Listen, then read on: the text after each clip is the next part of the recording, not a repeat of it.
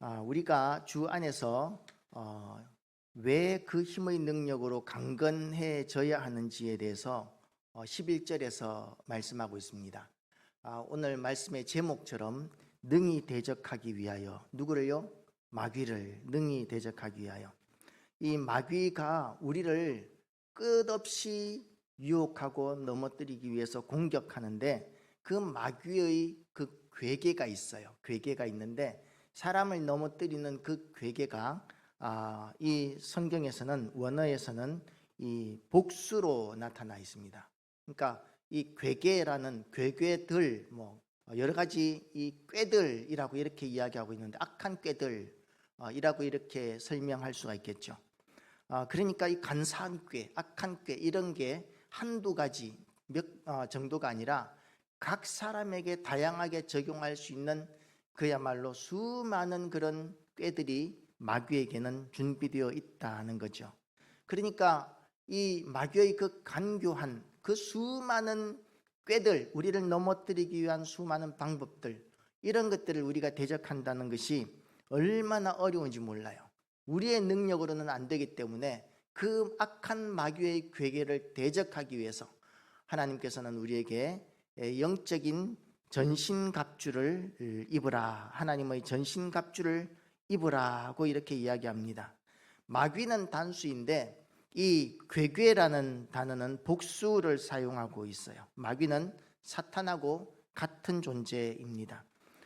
사탄을 다른 말로 마귀라고도 하고, 또 그 밑에 딸린 식구들, 영적 존재들이 많은데 그 계급에 대해서는 우리가 잘 알지를 못하지만, 그렇지만 귀신이라든지 또는 다양한 이런 수많은 이 마귀를 쫓아온 하늘 권세의 3분의 1 정도 되는 천사 집단들이 귀신으로 이렇게 역할을 하면서 우리를 공격하고 넘어뜨리기 위한 수많은 방법들을 사용합니다. 어떤 이런 다른 이름을 어떤 것들은 귀신, 악령, 또는 무슨 정사, 권세, 하늘의 주관자들, 이런 것들로 이렇게 평가하면서 급수가 있다는 것을 우리가 어느 정도는 눈치챌 수 있는 거죠. 이렇게 끌발이 있는 영적인 존재부터 시작해서 끌발이 별로 없는 그런 귀신들까지 이렇게 우리를 공격하기 위한 악한 영들의 역사는 쫙 세상 가운데 깔려 있다는 겁니다. 오늘 어떤 집사님 간증을 들어보면서 온 사방이 다 이렇게 꽉 막혔는데 하늘은 뚫려 있더라고 이렇게 간증하시는 걸 들었어요. 하늘이 뚫려 있는 것, 그것도 큰 은혜죠. 그런데 그 집사님께는 하늘이 뚫려 있어서 하나님 앞에 기도했을 때 하나님께서 가장 좋은 응답을 주셨고, 물론 그 응답은 기도할 때 기도할 때부터 깨달은 것이 아니라 나중에 가서 보니까, 내가 구했던 것 하나님께서 응답해 주셨으면 큰일 날 뻔했구나, 그런 안도를 가질 수 있는, 지나고 나서 보니까 응답 안 해주신 것이 얼마나 감사한지에 대한 이런 이야기를 오늘 들었는데요. 그런데 어떤 사람에게는 하늘도 막혀 있는 경우들이 있어요. 왜냐하면 공중권세 잡은 악한 영들이 있기 때문이라는 것이죠.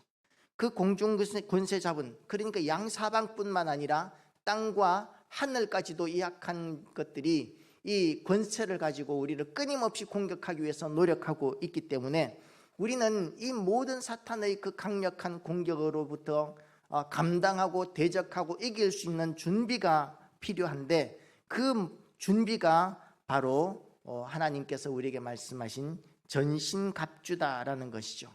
마귀는 수많은 괴계들을 가지고 있는데, 예를 들어서 어떤 교만한 사람에게는 어떤 괴계를 쓸까요? 교회 안에 교만이 충만한 분이 계시면 그 교만이 충만한 성도에게 마귀는 어떤 괴계를 쓸까요? 교만을 키워주는 괴계를 쓰겠죠.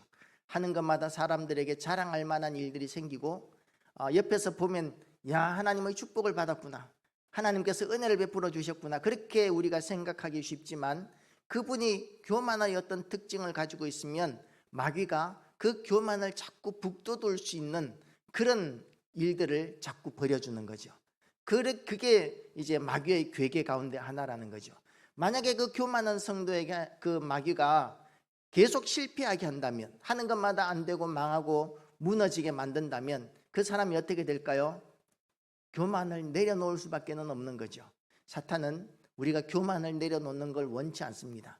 교만한 사람이라야 믿음 생활을 잘 못하기 때문이라는 것이죠. 그리고 또 돈을 사랑하는 사람에게는 어떻습니까? 돈을 사랑하는 사람에게는 이 마귀가 돈을 줍니다. 때로는 안 주기도 하지만 때로는 돈을 줘요. 근데 마귀가 주는 돈은 정말 조심해야 되는 게 이 줬다가 한꺼번에 또 완전히 이렇게 뭐라 그럴까요? 낭망해 버릴 정도의 지경까지 또 한꺼번에 빼앗아 버리면서 이 신앙생활을 못하게 하는 그런 수단으로 돈을 쓰기도 하는 거죠. 하나님께서 주시는 것은 뭐든지 좋은 것이지만 마귀가 주는 것은 우리를 무너뜨리기 위한 도구로 쓰는 것이기 때문에 우리는 마귀가 주는 것은 결코 환영해서는 안 된다라는 것입니다. 어떤 사람, 이런 교만한 사람들에게는 마귀가 이렇게 유혹하면서 다가갑니다. 너 말고 최고가 누가 있냐? 우리 교회에서 너만큼 기도하는 사람이 누가 있냐? 너만큼 헌금하는 사람이 누가 있냐? 그러면서 또 나머지는 다 가짜고 너만 진짜야. 이런 식으로 마음의 소리로 속삭이는 거죠. 그러면 그 사람에게는 끝없이 교만이 자라나게 되면서 그 사람이 교만이 자라게 되면 어떤 현상이 생기게 되겠습니까? 교회를 자기 마음대로 좌우하고자 하는 그런 열정이 생기게 되는 거죠. 내가 옳기 때문에 교회는 내 생각대로 가야 되고 내 주장대로 움직여야 돼 라고 이렇게 생각합니다. 그런데 교회는 어떤 곳이냐면 우리 대한예수교 장로교회 같은 경우에는 투표를 통해서 무슨 일이든지 결정하잖아요. 그런데 투표를 통해서 결정하는 것은 다 옳은 일입니까? 투표를 통해서 결정하면 어떤 옛날에 만났던 장로님은 우리 교회 말고 다른 옛날에 만났던 어떤 장로님은 민심이 천심이다 그러시더라고요. 그래서 제가 뭐라 그랬게요? 사사기 좀 읽어보십시오 그랬습니다. 그 시대는 왕이 없으므로 사람마다 그 마음에 옳은 대로 행하였더라. 그 옳은 대로 행한 결과가 뭐였느냐 하면 하나님을 떠나는 것이고 대적하는 것이었고 우상 숭배하는 것이었고 죄를 짓는 것이었고, 그래서 하나님의 그 많은 책망과 진노와 징벌을 받았던 것이 사사기의 이야기였던 것이죠. 그래서 이 교회 안에서 이렇게 하나님께서 주신 그 정치 질서라는 것도 결국은 다수결이 옳기 때문이 아니라 그 다수결을 통해서 하나님의 뜻이 무엇인가를 더 잘 분별하기 위해서 모든 성도들이 이 투표할 때 내 마음에 옳은 대로가 아니라 무엇이 하나님의 뜻인가에 대해서 깊이 생각하면서 믿음으로 투표해야 된다는 거죠. 온 성도들이 100명의 성도가 있다면 99명의 성도가 다 이쪽을 주장한다 할지라도 하나님의 뜻이 이쪽이면 그러면 하나님의 뜻을 선택해야 하는 것이 교회입니다. 그래서 우리는 내려놓을 수 있어야 합니다. 나도 얼마든지 틀릴 수 있다. 나도 얼마든지 잘못된 생각을 할 수 있다 라고 이렇게 생각할 수 있어야 된다는 것이죠. 사탄은 그 끊임없이 우리를 넘어뜨리기 위해서 공격하는데, 예를 들면은요, 교도소에 이제 범죄자들이 많이 들어오는데 이분들이 재판을 갈 때 판사가 누구냐에 대해서 이제 어느 정도 파악들을 하고 재판정에 간다고 그래요. 그래서 어떤 판사는 눈물에 약하다 그러더라. 그러면 그 판사 앞에서는 막 울어준대요. 막 울고 눈물을 뚝뚝 흘리고, 그러면 한 10년 정도 형량을 때리려고 이렇게 준비해 왔다가 한 5년으로 이렇게 줄여주기도 한답니다. 그런데 정반대의 성향을 가진 판사가 있어요. 예를 들어서 막 제대로 대답도 안 하고 울기만 하고 그러면 짜증이 나가지고 형량을 더 주는 판사가 있는데, 그런 판사한테 가서 울면은 역효과가 나타나겠죠. 범죄자들도 판사를 파악하고 그 판사에 대해서 어떻게 하면 형량을 유리하게 받을까에 대한 연구를 하고 준비하는 것처럼 사탄도 끊임없이 우리에게 대해서 연구를 하고 넘어뜨리고 그리고 우리에 대해서 너무나 잘 아는 것이 사탄입니다. 마귀의 세력이라는 것이죠. 그리고 그 약점, 우리의 약점이 뭐가 약점인지에 대해서 정확하게 잘 압니다. 무엇이 이 사람에게 가장 약한 것인가, 거기를 정확하게 파악하고, 그리고 마귀의 특징이 뭐냐 하면 우리는 약점을 알아도 그 약점을 다 하지를 못합니다. 우리는 그 사람의 약점을 다 알아도 최소한 어느 정도 사정을 봐줘가면서 그 약점을 쓰기도 하고 묻어주기도 하고 안 쓰기도 하는데, 사탄은 그 우리가 가지고 있는 그 약점, 약한 부분들을 100% 활용해서 우리를 공격한다는 거죠. 그러니까 이 사탄과의 공격에서 우리가 이렇게 얼마나 어려운 싸움을 하는지에 대해서 우리가 인식을 하지 않으면, 그러면 사탄의 존재를 우리가 인정하든 인정하지 않든 우리는 맨날 코피 터지고 패배하는 삶을 살 수밖에 없다는 것이죠. 그래서 우리가 영적인 전쟁에 살고 있다는 사실을 인식해야 합니다. 영적인 전쟁을 하기 싫으면 하지 않는 방법은 두 가지가 있습니다. 영적인 전쟁을 하지 않을 수 있는 두 가지 방법. 하나는 뭔지 아십니까? 항복하면 됩니다. 마귀가 시키는 대로, 마귀의 뜻대로 부딪히지 않고 저항하지 않고 마귀의 뜻대로 따라가기만 하면, 그러면 마귀와 부딪히고 영적인 전쟁을 할 필요가 없다는 것이죠. 두 번째 방법이 있습니다. 두 번째 방법은 뭘까요? 철저하게 마귀를 이겨서 진뭉개 놓으면 됩니다. 그런데 그게 언제 가능하냐면 우리가 천국에 갔을 때만 가능하다는 것이죠.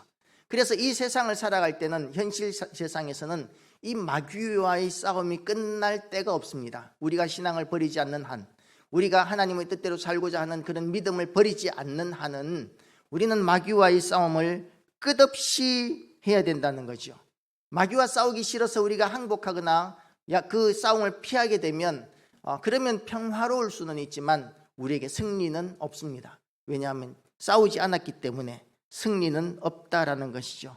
그래서 이 마귀와의 싸움에서 이길 수 있는 유일한 방법으로 하나님께서는 우리에게 하나님의 전신갑주를 입어라 하고 이렇게 말씀하십니다. 전신갑주라는 것은 뭐 칼 한 자루 가지는 정도를 이야기하는 게 아니에요. 뭐 투구 하나 쓰고 방패 하나 가지는 정도가 아니라 완전 무장을 이야기하는 것입니다.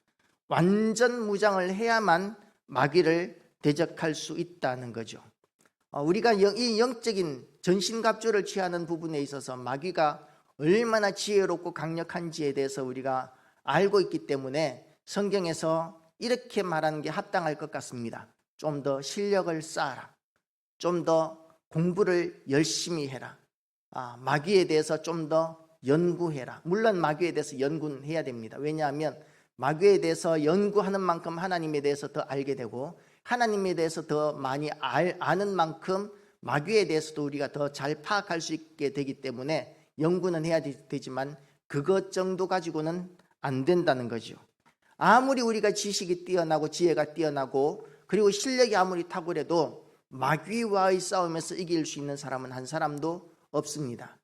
그래서 하나님께서도 우리에게 로마서에서 의인은 없나니 한 사람도 없느니라, 모든 사람이 죄를 범하였음에 하나님의 영광에 이르지 못한다, 이렇게 우리의 절대적인 죄악에 대해서, 죄성에 대해서 이야기를 했는데, 우리가 마귀와의 싸움에서 절대로 이길 수 없기 때문에 그런 것이죠.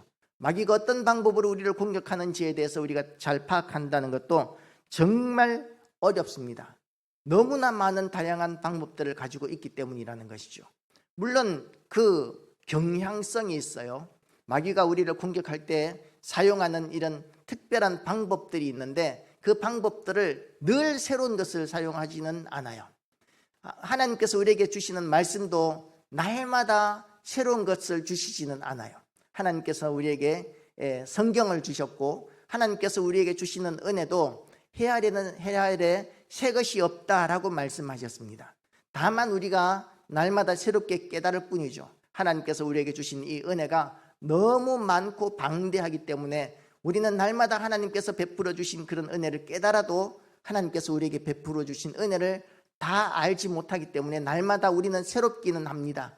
그러나 하나님께서는 날마다 우리에게 새로운 것을 또 만들어 주시는 것이 아니라 있는 것을 주시죠. 그것처럼 마귀도 우리를 공격할 때에 날마다 새로운 방법으로 우리를 공격하는 것이 아니라 우리에게 합당한, 우리를 넘어뜨릴 수 있는 가장 좋은 방법, 많은 종류들을 칼집에 갖고 다니면서 가장 적합한 그런 도구들을 우리에게 사용한다는 것입니다. 그래서 우리는 마귀의 정체를 정확하게 파악할 줄 알아야 되는데, 정확하게 파악하고 거기에 합당한 대처를 할 수 있어야 되는데, 그 방법이 하나님의 전신갑주를 입는 것이다 라는 것입니다. 하나님의 전신갑주를 입은 사람은 마귀가 무슨 짓을 하는지 판단이 됩니다. 아, 이거는 하나님의 은혜야. 아, 이거는 마귀가 나를 넘어뜨리기 위해서 수작을 거는 거야. 이거 구분할 줄 알아야 된다는 것을 믿으시기 바랍니다. 만약에 우리가 성령의 사람이 되지 않으면 어떤 현상이 생기느냐 하면 분별력이 없는 상태에서 싸우는 게 되는 거예요. 적군은 우리에게 대해서 밤중에 야간 투시경 같은 거 다 끼고 우리를 환히 쳐다보면서 우리에게 총을 쏴야 되는데, 우리는 적을 보지도 못하고 알지도 못하면서 허공에다가 그냥 총을 쏘는 그런 싸움을 하는 것과 같아지게 되는 거죠. 이길 수 있겠습니까? 적은 보이지도 않는데, 어디에서 총알이 날아오는지도 모르는데, 어떻게 피해야 되는지도 모르는데, 그런데 우리가 쏘는 총으로 마귀를 무찌를 수 있을까요? 절대로 그런 일은 있을 수 없습니다.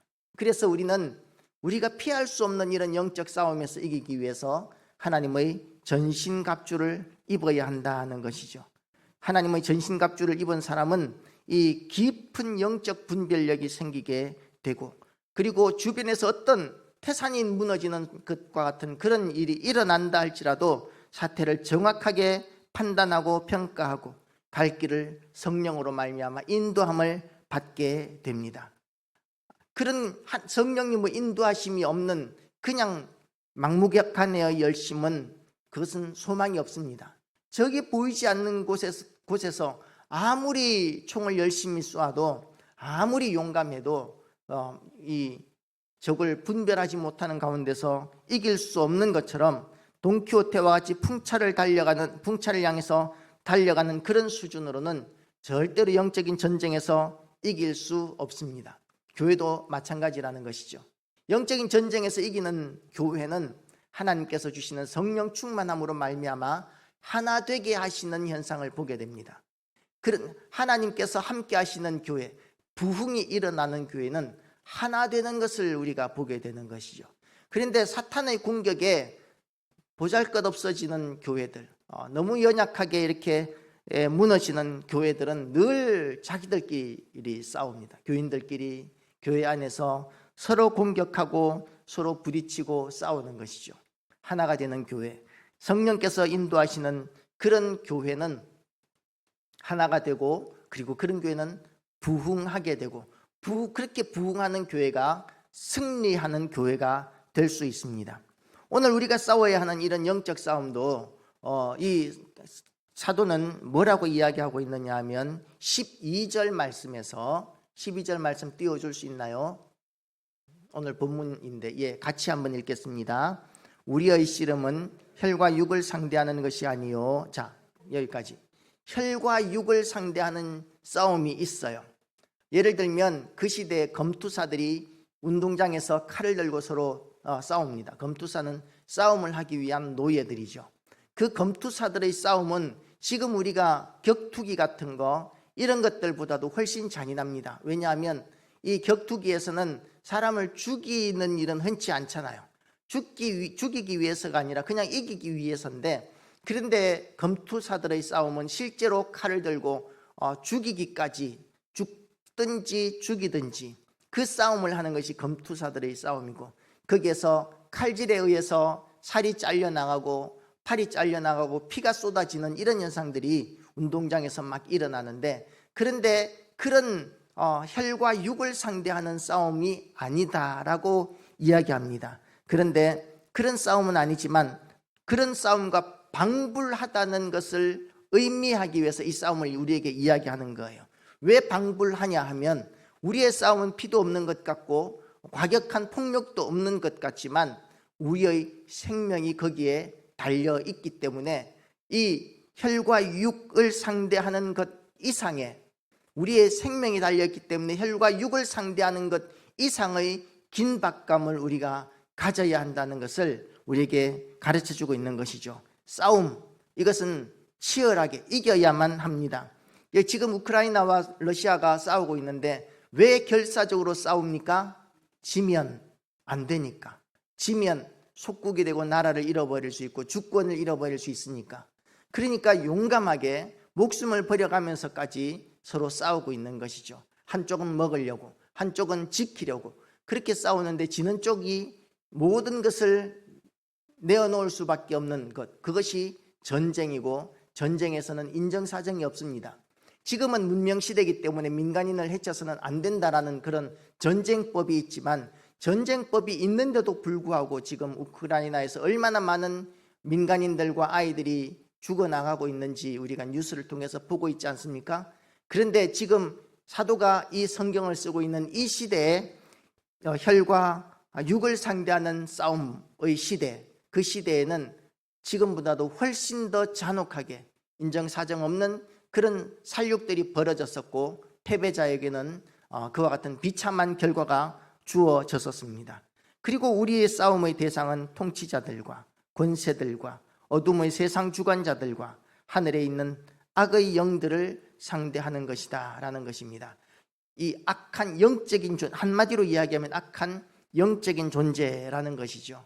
그런 악한 영적인 존재와의 싸움, 이것은 씨름이라는 말로 이렇게 되어 있는데 우리는 많잖아요. 여럿이잖아요. 우리 교회 성도들도 한 200명 되고 아이들까지 포함하면 한 400여 명 정도 이렇게 되는 교회인데, 그런데 우리는 그렇게 여럿이 되는데 우리의 싸움은 하나입니다. 우리의 싸움은 하나예요. 그리고 우리 한 사람 한 사람이 하나님께서 택하신 전사들이고 우리 한 사람 한 사람의 싸움의 결과를 통해서 교회가 이기느냐 지느냐가 달려 있다는 거예요. 우리 전체의 전투력, 우리 한 사람 한 사람의 전투력의 총 합계가 전체의 전투력이 되는데 그 전투력이 이 마귀의 공격으로부터 이길 수 있어야 우리가 승리하게 됩니다. 한 사람 한 사람 다 승리자가 되시기를 주님의 이름으로 축복합니다. 어떻게 되느냐 하면 우리가 영적인 하나님의 전신갑주를 입을 때 가능하다라고 이렇게 이야기하는 거죠. 그렇게 영적인 전신갑주를 우리가 다 입고 승리하게 하기 위해서 우리 주님께서는 이런 하나님의 전신갑주를 예비해 놓으셨고 우리에게 주기를 원하십니다. 그런데 우리가 제대로 취하지 못하는 이유가 뭐냐 하면 우리가 그런 전사의 마음이 없는 거예요. 이 싸움의 결과가 얼마나 중요한지에 대한 인식들이 없으니까 마귀와의 싸움에서 싸우려고 하는 것이 아니라 싸움을 피하려고 하는, 회피하려고 하는 그런 교인들이 지금은 많은 시대를 우리가 살고 있습니다. 영적인 전쟁을 하기보다는 괜히 트러블을 만들기보다는 그냥 그러려니 하고 넘어가야 되겠다. 다른 사람에게는 그렇게 용납하더라도 나에게만큼은 용납하지 마시기를 축복합니다. 다른 사람에게는 관용할지라도 나에게는 엄격한 기준을 들이대야 합니다. 그래야 영적 싸움이 가능해지는 것이죠. 나에게 관대하고 다른 사람에게 엄격하면 마귀에게 패배할 수밖에는 없습니다. 그렇게 어둠의 통치자들과 권세들과 이 어둠의 세상 주관자들과 그리고 하늘에 있는 악한 영들과의 싸움에서 이기기 위해서 하나님의 전신갑주를 취할 수 있는 방법이 뭐냐면 영적인 각성이 우리에게 일어나야 합니다. 영적인 각성이 일어나지 않으면 은혜를 구하지도 않아요. 하나님께서는 어떤 사람에게 은혜를 주시는지 아십니까? 사모하는 사람에게 주십니다. 하나님 은혜를 주시면 좋고 안 주셔도 나는 괜찮습니다. 이런 정도는 무슨 이야기입니까? 싸우는 삶을 살기 싫다는 것이죠. 하나님 앞에 은혜를 구해야 합니다. 지난번에 담임 목사님께서도 설교하시면서 말씀하셨지만 은혜를 못 받으면 은혜를 못 받았다고 그걸 심각하게 생각하는 교인을 본 적이 없다고 말씀하셨는데 은혜를 못 받으면 심각한 줄 알아야 합니다. 왜냐하면 은혜를 못 받으면 우리는 이길 수 없기 때문에 그렇습니다. 이기지 못하면 그 결과는 너무나 비참한 것이 될 것이기 때문에 우리는 이겨야 합니다.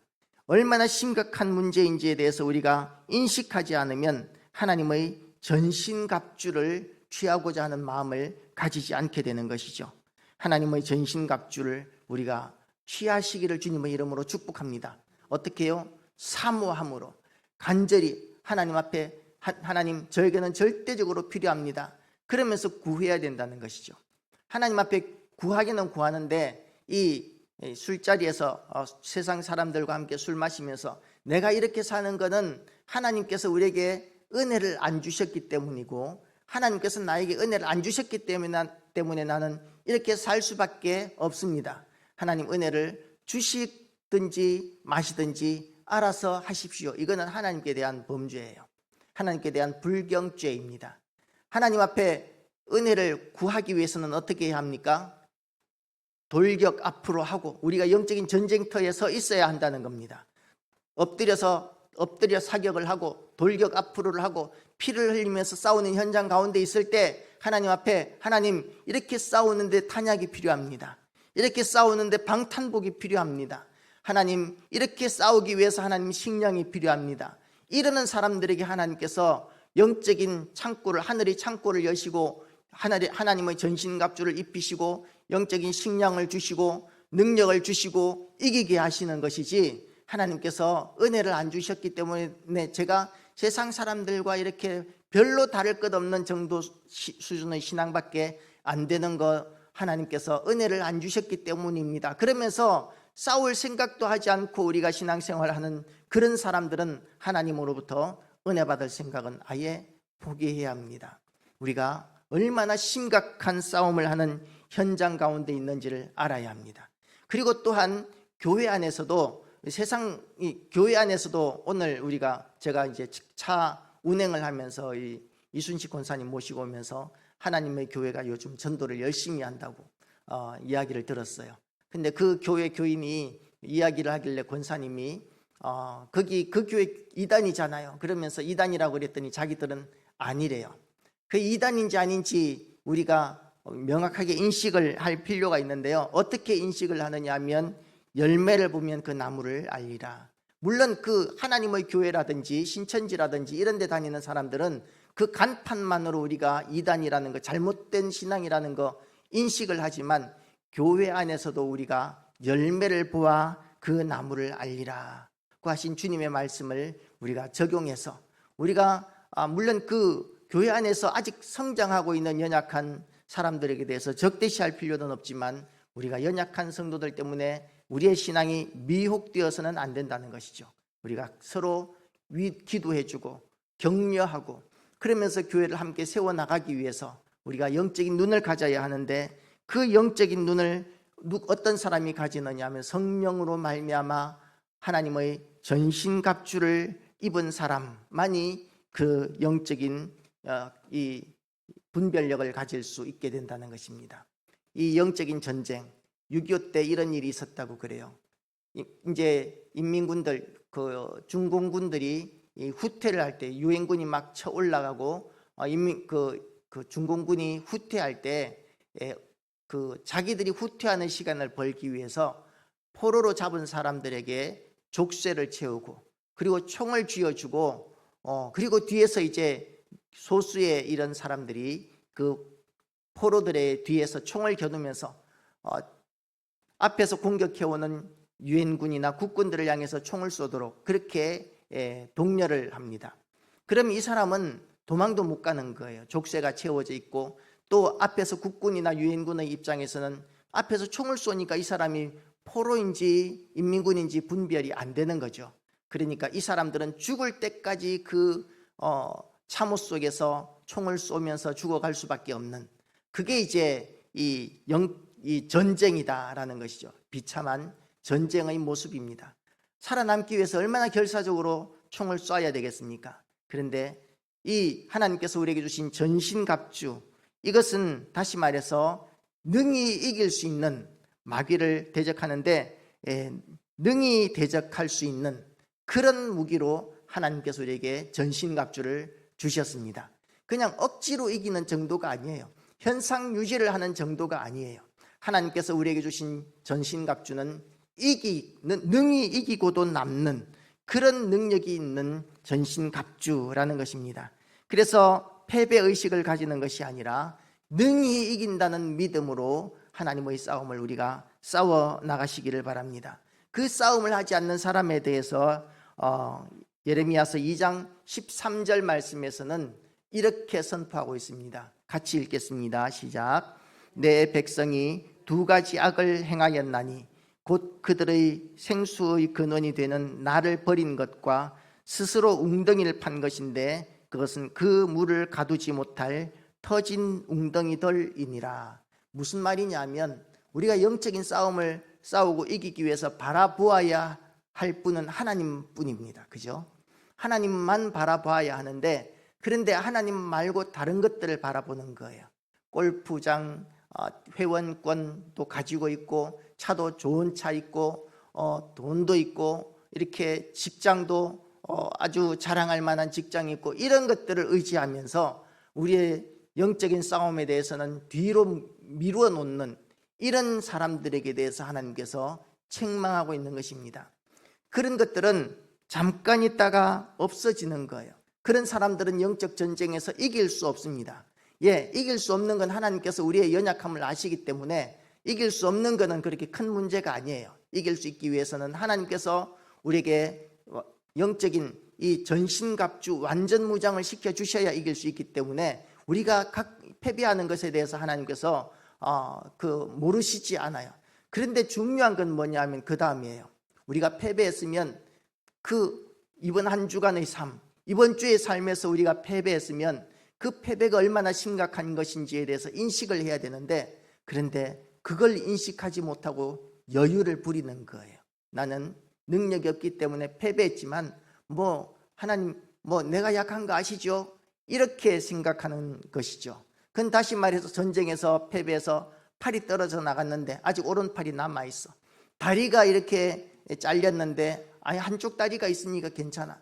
그렇게 생각하는 거나 마찬가지라는 거죠. 그리고 양팔 양다리가 다 떨어져 나가고 이제 꼼짝도 할 수 없게 되었을 때야 그게 얼마나 심각한 문제 상황인지를 깨닫고 하나님 앞에 부르짖게 되고 간구하게 되고 구하게 되는데요. 그 전에 우리가 미리 그렇게 팔다리가 떨어져 나가기 전에 하나님 앞에 하나님의 전신갑주에 대한 간절한 소망, 성령을 구하는 간절한 그런 기도를 통해서 승리하게 되시기를 바랍니다. 하나님의 전신갑주를 입은 사람은 단순해집니다. 세상 가운데서 사람들이 눈치가 어떻고 또 나의 미래가 어떻고 이런 여러 가지 잡다하고 복잡한 생각을 하는 것이 아니라 하나님께서 우리에게 가르쳐 주신 그 길, 좌로나 우로나 치우치지 않는 하나님께서 인도하시는 길만 가면 되기 때문에 아주 생각이 심플하고 단순합니다. 그런데 하나님을 의지하지 않는 사람은 얼마나 생각들이 복잡한지 몰라요. 내일 점심은 뭘 먹을까? 차는 요번에 바꿔야 되는데 어떤 모양으로 살까? 이런 것에 너무나 많은 시간을 쓰고 그 사소한 것들에게 많은 시간을 쓰고 마음을 쓰면서 우리의 싸워야 하는 영적인 싸움에 대해서는 마음을 쓰지 못하는 이런 수준들을 우리가 가지게 된다는 것입니다. 우리가 영적인 무감각, 죄로 말미암은 이 영적인 무감각, 패배에 대한 영적인 무감각의 상태에서 우리가 벗어나시기를 주님의 이름으로 축복합니다. 그리고 우리가 간절히 사모하는 마음으로 낮아지시고, 교회 안에 하나님께서 우리에게 요구하시는 가장 중요한 덕목들이 여러 가지가 있죠. 사랑이 있고 겸손이 있고, 근데 낮아지는 것, 교만해지지 않는 것, 이것은 정말 중요합니다. 최소한 우리가 교만해지지 말아야 합니다. 낮아져야 합니다. 겸손해져야 합니다. 그리고 그 위에 여러 가지 사랑과 선행과 다른 모든 것들을 우리가 얹어야 되죠. 우리가 교만하면서 사랑하면 어떻게 됩니까? 사랑이 변질된 사랑이 됩니다. 베풀어주는, 내가 내려다 주는 사랑이 되기 때문에 변질된 사랑이 되고, 교만한 마음을 가진 사람으로부터 받는 사랑이라면 그 사랑이 우리에게 기쁨이 될 수 있겠습니까? 우리에게 기쁨이 될 수 없다면 우리가 교만한 상태에서 주는 사랑, 그런 사랑이 다른 사람에게 기쁨이 될 수 없다는 것도 우리가 생각하시고, 우리가 겸손을 붙드시기를 바랍니다. 겸손에서부터 우리의 승리가 시작됩니다. 겸손에서부터 하나님의 은혜가 우리에게 시작이 됩니다. 하나님의 전신갑주를 하나님으로부터 얻을 수 있고, 하나님의 전신갑주를 입은 사람이 영적 전쟁에서 인간으로서는 절대로 이길 수 없는 영적 전쟁에서 이기게 된다는 것을 믿으시기 바랍니다. 이겨야 합니다. 승리하지 못하면 그 결과가 너무나 비참하다는 것을 우리가 인식하게 되시기를 주님의 이름으로 축복합니다. 우리 담임 목사님과 전에 산기도 갈 때 비가 오기만 하면, 비바람이 불기만 하면 불렀던 찬양이 있어요. 그때 그냥 누가 할 것 없이 비만 오면 그냥 자동적으로 그 찬양을 다들 그냥 불렀습니다. 우리 그 길을, 이 주의 길을 가리, 이 찬양을 우리 함께 하시면서 비바람이 앞길을 막아도 우리가 싸워야 하는 영적인 싸움, 우리 사명의 길, 이 길을 우리가 가고야 말리라. 우리 한번 부르고 기도하면 좋겠습니다.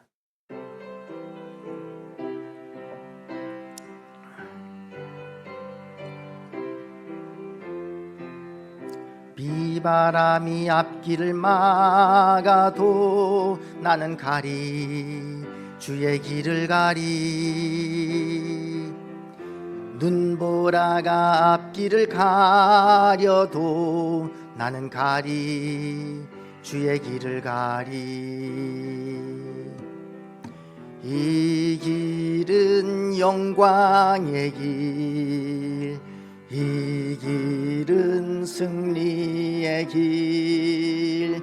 나를 구원하신 주님이 십자가 지고 가신 길, 나는 가리라, 주의 길을 가리라. 주님 발자취 따라 나는 가리라, 나는 가리라, 주의 길을 가리라. 주님 발자취 따라 나는 가리라. 우리 기도할 때 하나님 앞에, 하나님, 제가 영적인 전쟁 가운데 살고 있다는 생각을 잊어버렸습니다. 얼마나 느슨하게 살았는지 모르겠습니다. 하나님, 이 싸움이, 이 영적 전쟁이 얼마나 심각한 문제이고 지금 내가 살고 있는 것이 지고 있는 것이라는 것도 모르고 살았습니다. 하나님 아버지, 이제는 이 심각한 영적 전쟁에서 우리가 이기고 교회를 부흥시키고 우리의 심령이 부흥되고 우리의 가족이 부흥되고 이 세상을 부흥시킬 수 있는 하나님의 사람으로 거듭나게 하여 주시옵소서. 하나님의 전신갑주를 입고 우리가 승리하는 삶을 살기를 결단합니다. 하나님, 우리에게 성령을 부어주시고 은혜를 더하여 주시옵소서. 다같이 주여 한번 외치고 기도하시겠습니다. 주여! 하나님 아버지, 우리가 얼마나 심각하고 얼마나 중요한 싸움을 싸우는 가운데 있었는지 우리가 알지 못했습니다. 하나님 아버지, 그리고 우리가 얼마나 결사적으로 싸워야 하는지도 몰랐습니다. 하나님 아버지, 우리에게 은혜를 더하여 주시옵소서. 하나님 아버지, 영적인 세계를 볼 수 있는 눈을 열어주시옵시고 사탄이 끊임없이 우리를 넘어뜨리고 게으르게 만들고 패배의식을 가지고 마귀와의 그 싸움에서 평화만을 추구하고 싸움을 회피하려고만 하는 그런 소극적인 신앙에서 우리가 벗어나서 하나님 아버지, 하나님의 전신갑주를 두르고 마귀와의 그런 싸움에서 능히 대적하고 이기고자 하는 그런 전투적인 성도가 되게 하여 주시옵소서. 전투적인 신앙을 가지게 하여 주시옵소서. 우리가 교회를 부흥시키고 또한 우리의 심령이 부흥되고 하나님 아버지, 믿지 않는 우리의 가족들까지도 주님의 존재도로 이끌어 나올 수 있는 영적 전쟁의 승리자들이 되게 하여 주시옵소서. 전능하신 하나님께서 우리를 도우셔서 하나님의 크신 능력으로 아버지 하나님이 우리와 함께 하신다는 체험들이 성도들마다 넘쳐나게 하여 주시고 하나님의 살아계심을 하나님께서 우리와 함께 하심으로 말미암아 세상 가운데 보여주고 하나님 아버지, 세상도 변화시켜 나갈 수 있게 주님 인도하여 주시옵소서. 하나님 아버지, 오늘도 우리에게 은혜의 말씀을 허락하여 주심을 감사드립니다. 우리가 싸워야 하는 이 영적 싸움이 얼마나 심각한지 알지 못하고 패배하는 가운데 있었지만 그것이 평화로웠기 때문에, 편했기 때문에 우리는 싸울 생각조차 하지 못하고 게으름을 부리며 세상을 따라 살 때도 많았음을 고백합니다. 불쌍히 여겨주시고 용서하여 주시고 이제 하나님께서 우리를 십자가의 용서로 불러주셨사오니 이제는 전투적인 신앙을 가지게 하여 주시옵소서. 우리가 피할 수 없는 이 영적 전쟁터에서 이기게 하여 주시고 승리를 사모하게 하여 주시옵시고 우리의 전투력이 높아지게 하여 주셔서 이 악한 세상 가운데서 하나님의 영광을 드러내게 하여 주시옵소서. 하나님께서 우리의 기도를 통해서 역사하시는 것을 우리가 소망하오며 예수 그리스도 이름으로 기도드리옵나이다. 아멘.